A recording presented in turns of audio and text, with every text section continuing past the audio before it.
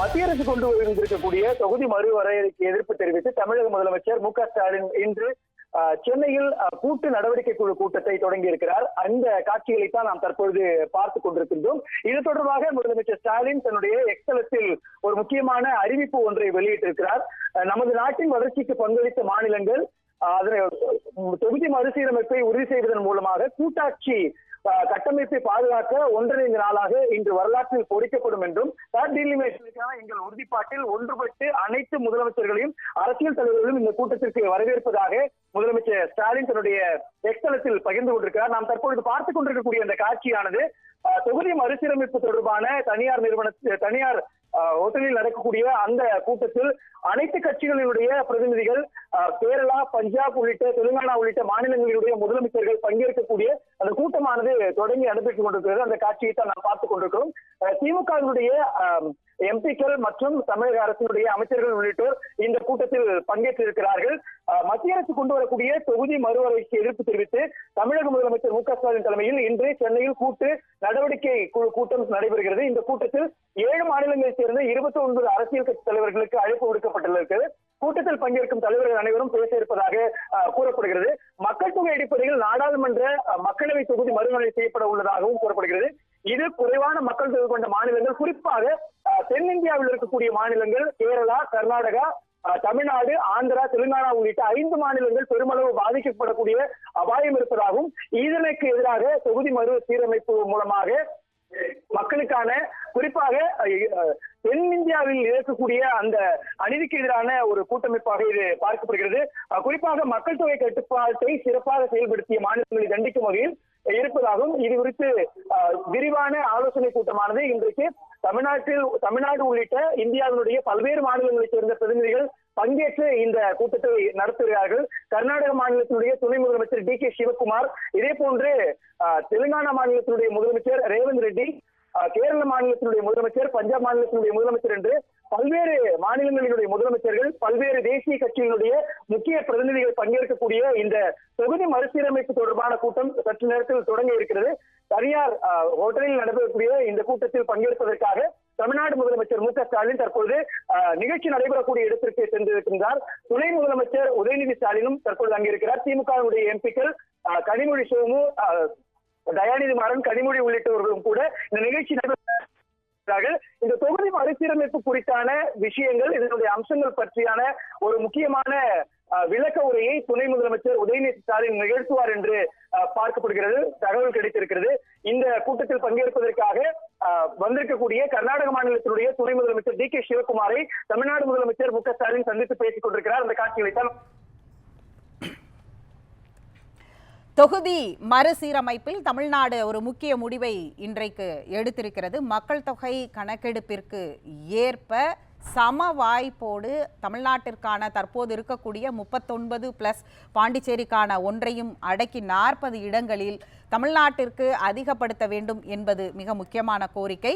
அதே நேரத்தில் ஏற்கனவே இருக்கக்கூடிய 7.2% மக்கள் தொகை அடிப்படையிலான அந்த விகிதாச்சாரத்தை அடுத்த 30 ஆண்டுகளுக்கு அதனை நீட்டிக்க வேண்டும் என்பது பிரதான கோரிக்கையாக ஏற்கனவே அவர்கள் அனைத்து கட்சி கூட்டத்தில் நிறைவேற்றப்பட்ட முக்கிய தீர்மானங்களில் ஒன்றாக இருக்கிறது. இன்று அது குறித்தும் விரிவாக இன்றைய இந்த கூட்டத்தில் விவாதிக்கப்படும் என்று பார்க்கப்படுகிறது. ஒரு மாநில அளவில் எடுக்கப்படுகிற ஒரு முதல் முயற்சியில் 3 முக்கிய முதலமைச்சர்கள் மற்ற மாநிலங்களில் இருந்து வந்து பங்கேற்கக்கூடிய முக்கிய நிகழ்வாக இது பார்க்கப்படுகிறது. தெலுங்கானாவில் இருந்து காங்கிரஸ் கட்சியுடைய தற்போதைய முதலமைச்சர் ரேவந்த் ரெட்டி வந்திருக்கிறார். பஞ்சாபில் இருந்து பகவந்த் மான் முதலமைச்சர் இங்கே வந்திருக்கிறார். கேரளாவில் இருந்து முதலமைச்சர் பினராயி விஜயன் வந்திருக்கிறார். கர்நாடகாவில் இருந்து துணை முதலமைச்சர் டி கே சிவகுமார் வந்திருக்கிறார். அவர்கள் அனைவரையும் தமிழ்நாடு முதலமைச்சர் வரவேற்றிருக்கக்கூடிய அந்த காட்சிகளை பார்த்து கொண்டிருக்கிறோம். தற்போது களத்தில் இருந்து பாஸ்கர பாண்டியன் நமது செய்தியாளர் இணைகிறார். பாஸ்கர பாண்டியன், கூட்டம் சரியாக எத்தனை மணிக்கு தொடங்க இருக்கிறது? அது குறித்த பின்னணி தகவல்களை பகிர்ந்து கொள்ளுங்கள். கண்டிப்பாக வணக்கம். இந்த நாடாளுமன்ற கூட்டு வரவேற்புடைய கூட்டமானது இன்னும் சற்று நேரத்தில் தொடங்க இருக்கிறது. குறிப்பாக சரியாக 10 மணிக்கு தமிழ்நாடு முதலமைச்சர் மு க ஸ்டாலின் வருகை தந்திருக்கக்கூடிய நிலையில் கேரள முதலமைச்சர் அவருக்கு அடுத்ததாகவே வந்திருக்கிறார். ஏற்கனவே இங்கு வந்திருக்கக்கூடிய பிரமுகர்களை வரவேற்பதற்காக தமிழ்நாடு துணை முதலமைச்சர் உதயநிதி ஸ்டாலின் மற்றும் நாடாளுமன்ற குழுவினுடைய தலைவர் கனிமொழி கருணாநிதி மற்றும் நாடாளுமன்ற உறுப்பினர்கள் கனிமொழி என் சோமு, தயாநிதி மாறன் உள்ளிட்ட பல்வேறு உறுப்பினர்களும் கூட இங்கு இந்த கூட்டு நடவடிக்கை தொடங்க இருக்கக்கூடிய இந்த தனியார் நட்சத்திர விடுதிக்கு முன்னதாகவே வந்திருந்து அவர்களை வரவேற்று அழைத்து சென்று அவரவர்களுக்கான அந்த அறையில் ஓய்வறைகளானது ரெஃப்ரெஷ் ஆவதற்காக அழைத்து செல்லப்பட்டிருக்கின்றனர். அதோடு மட்டுமல்லாமல் தமிழ்நாடு முதலமைச்சர் வந்ததுமே அங்க இருக்கக்கூடிய சிறப்பு விருந்தினர்களிடம் வந்து அவர் பேசிக் கொண்டிருக்கக்கூடிய காட்சிகளும் கூட வெளியாகி இருக்கின்றன. நாடாளுமன்ற தொகுதி வரையறை தொடர்பான இந்த கூட்டமானது ஏற்கனவே தமிழ்நாடு அளவில் அரசியல் கட்சிகளாக பதிவு செய்யப்பட்டிருக்கக்கூடிய 58 கட்சிகளிடம் நடத்தப்பட்ட அந்த தீர்மானத்தின்படி அந்த தீர்மானத்தினுடைய நகல் மற்றும் தமிழ்நாடு முதலமைச்சருடைய கடிதம் உள்ளிட்டவற்றை ஏற்கனவே திமுகவினுடைய நாடாளுமன்ற குழு மற்றும் அமைச்சர்கள் அடங்கிய 2 பேர் கொண்ட ஒவ்வொரு குழுவானது நேரடியாக சென்று ஒடிசா, மேற்கு வங்கம், கேரளா, பஞ்சாப், ஆந்திரா, தெலுங்கானா உள்ளிட்ட 7 மாநிலங்களுக்கு ஏற்கனவே இந்த நாடாளுமன்ற வரையறையினுடைய பாதிப்பால் பாதிக்கப்படக்கூடிய மாநிலங்களுக்கு நேரடியாக சென்று அந்த கடிதங்களையும் இந்த கூட்டத்திற்கும் அழைப்பு விடுத்திருந்த நிலையில் இதில் முதலமைச்சர்களாக பினராயி விஜயன் மற்றும் ஆந்திர முதலமைச்சர் ரேவந்த் ரெட்டி, பஞ்சாப் மாநில முதலமைச்சர் பகவந்த் மான் மற்றும் கர்நாடக மாநிலத்தில் அந்த முதலமைச்சருக்கு இன்று ஏற்கனவே ஒரு நிகழ்வானது ஒத்திகைப்பால் இன்று துணை முதலமைச்சர் டி.கே. சிவகுமார் அவர் கலந்து கொண்டிருக்கிறார். அதோடு மட்டுமல்லாமல் பிற மாநிலங்களில் இருந்து இருக்கக்கூடிய கட்சிகளினுடைய பிரதிநிதிகளும் இந்த கூட்டத்தில் கலந்து கொள்வதற்காக வந்த வண்ணம் இருக்கின்றனர். இன்னும் சற்று நேரத்தில் இந்த ஆலோசனை கூட்டமானது தொடங்க இருக்கிறது.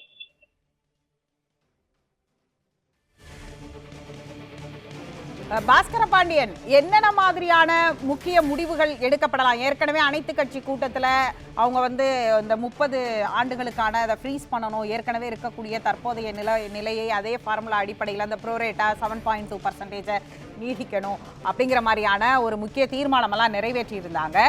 இன்னைக்கு என்ன மாதிரியான தீர்மானங்கள் நிறைவேற்றப்படும்? மற்ற மாநில முதலமைச்சர்களுடைய பங்களிப்பு என்னவா இருக்க போகுது? அது குறித்து உங்கள்கிட்ட என்ன பின்னணி தகவல் இருக்கு? கண்டிப்பாக ஏற்கனவே தமிழ்நாடு முதலமைச்சர் மு க ஸ்டாலின் இந்த நாடாளுமன்ற அந்த கூட்டுக்குழுவான நடவடிக்கையின் போது சிறந்த ஒரு முடிவானது எடுக்கப்படும், அந்த முடிவானது ஒட்டுமொத்த தேசத்திற்குமான ஒரு முக்கியமான முடிவாக இருக்கும் என அவர் ஏற்கனவே தன்னுடைய எக்ஸல பக்கத்தின் வாயிலாக கூட தெரிவித்திருந்தார். ஏற்கனவே இந்த நாடாளுமன்ற தொகுதி மறுவரையறை தொடர்பாக முதல் கூட்டு நடவடிக்கை குழு நடத்தப்படும் என அறிவிக்கப்பட்டு அதற்காக அந்த நாடாளுமன்ற உறுப்பினர்கள் மற்றும் அமைச்சர்கள் அடங்கிய குழுவானது சென்று அந்த கடிதத்தை வழங்கும் போது முதலமைச்சரும் கூட அழைத்து பேசியதாகவும் தகவல்கள் வெளியாகி இருந்தன.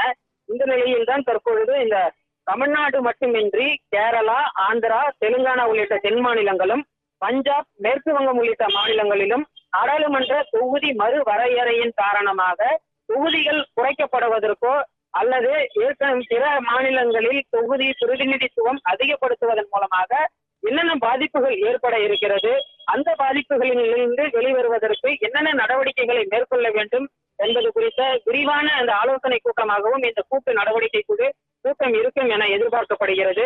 அதோடு மட்டுமல்லாமல் இந்த கூட்டத்தில் முக்கிய முடிவுகள் எடுக்கப்பட இருப்பதாகவும் அது நாட்டிற்கே ஒரு முன்னுதாரணமான ஒரு நடவடிக்கையாகவும் இருக்கும் என தமிழ்நாடு முதலமைச்சர் மு க ஸ்டாலின் ஏற்கனவே தன்னுடைய எக்ஸல பக்கத்தின் வாயிலாக அவர் தெரிவித்திருந்ததை கூட நாம் பார்க்க முடிந்தது. இந்த நிலையில் தான் இன்று காலையில் கூட தன்னுடைய எக்ஸல பக்கத்தில் ஒரு பதிவொன்றை வெளியிட்டிருக்கிறார். இந்த நாடாளுமன்ற கூட்டு நடவடிக்கை குழுவானது நமது தேசத்தின் வளர்ச்சிக்கு பங்காற்றிய மாநிலங்கள் எலிமினேஷன் செய்யப்படுவதை உறுதி செய்வதன் மூலமாக அதன் கூட்டாட்சி கட்டமைப்பை பாதுகாக்க ஒன்றிணைந்த நாளாக இன்று வரலாற்றில் பொறிக்கப்படும். இந்த கூட்டத்திற்கு அனைத்து முதலமைச்சர்களையும் அரசியல் தலைவர்களையும் அன்புடன் வரவேற்பதாகவும் சற்று முன்னர் அவருடைய எக்ஸல பக்கத்தில் இந்த பதிவையும் கூட அவர் வெளியிட்டிருக்கிறார். இந்த தகவல்களின் அடிப்படையில் ஒரு மிக முக்கியத்துவம் வாய்ந்த ஒரு தீர்மானமானது நிறைவேற்றப்படும். அந்த தீர்மானத்தின் அடிப்படையில் அந்த கூட்டு நடவடிக்கை குழுக்களினுடைய அடுத்த கட்ட நடவடிக்கைகள் குறித்து இன்னும் சற்று நேரத்தில் அதிகாரப்பூர்வமான தகவல் கூட வெளியாகுவதற்கான வாய்ப்புகள் இருக்கிறது.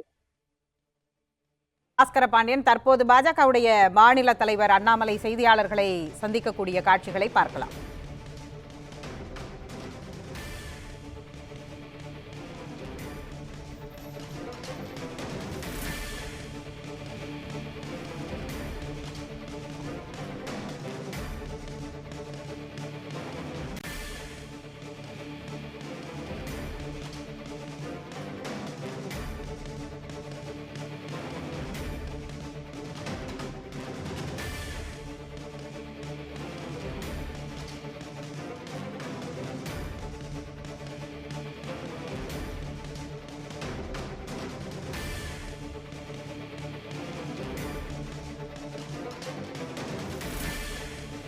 அண்ணாமலையுடைய செய்தியாளர் சந்திப்பை பார்ப்பதற்கு முன்பு தற்போது நம்முடைய செய்தியாளர் சாம்வேல் முதல் கூட்டுக்குழு கூட்டம் ஃபேர் டீலிமிட்டேஷன் தொகுதி மறுசீரமைப்பு தொடர்பான முதல் கூட்டுக்குழு அந்த கூட்ட அரங்கிலிருந்து இணைகிறார்.